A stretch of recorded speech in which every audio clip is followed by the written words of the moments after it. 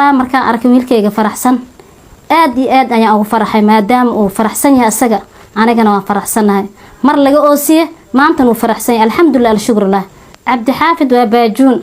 wuxuuna ku dhashtay magaalada Kismaayo uu soo barbaaray waxbarashadiisa dhan inta ku dhameystay bismillaahir rahmaanir rahiim magacayga waxa la farxay banaadi baana waxaana maanta aad aan ugu faraxsanahay wiilkayga Cabdi Xaafid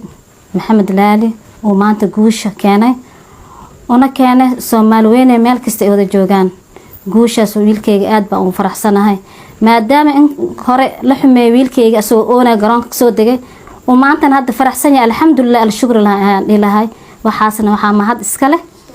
qoladan Elman ayaa wiilkayga heerkan gaarsiiyeen wallahi markaan arkay wiilkayga faraxsan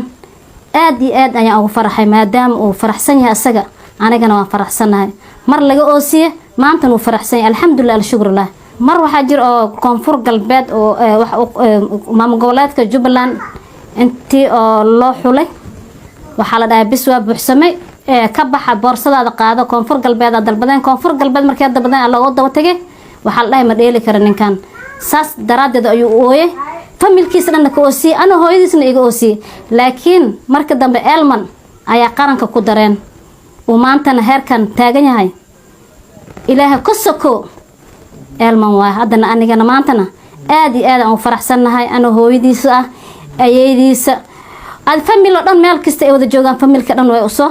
hambaliyana wiilkayga faraxsan yihiin iyo ummadda Soomaaliya meel walba ay joogan guushu maanta keenay aad iyo aad bay ugu faraxsan hatta kuwa aan ka seen hatta aad ugu faraxsan wiilkayga ma sha Allah aan ilahay wallahi Xaafid ana soo korsaday aaban ima korinin waxa soo korsay ayaydiisa ana qof iska xanuunsan ahay ayaydiisa garab soo qabatay iyo abtigiisa siiba abtigiisa Faisal Banaadi baana iyo wixii kala abtiyaashiisa oo kale ayaydiisa dib i dhaaf wala soo qabsatay mar wax u gadabo yaani u gadabo uga gooy sidii waxbarashadiisa heer sare uu gaar lahaayeen haddana alxamdulillah shukrillah waxaan ka sii xumaad maanta oo Xaafid oo magaalada Kismaayo uu ku dhashtay oo guusha uu gaaray meel kasta laga dabaaldigay oo maanta Jubbaland oo dabaaldigan aad iyo aad ay ugu xumaaday taasna waxaan ugu baaqayaa inuu hore u sii socdo aan gadaalna soo fiirin insha Allah guul markasta guul ayaan ugu baaqayaa wiilkayga duco waa u duceeyay wiilkayga markasta waqti kasta saacad kasta oo u duceeyaa inuu horumar weyn ii gaaro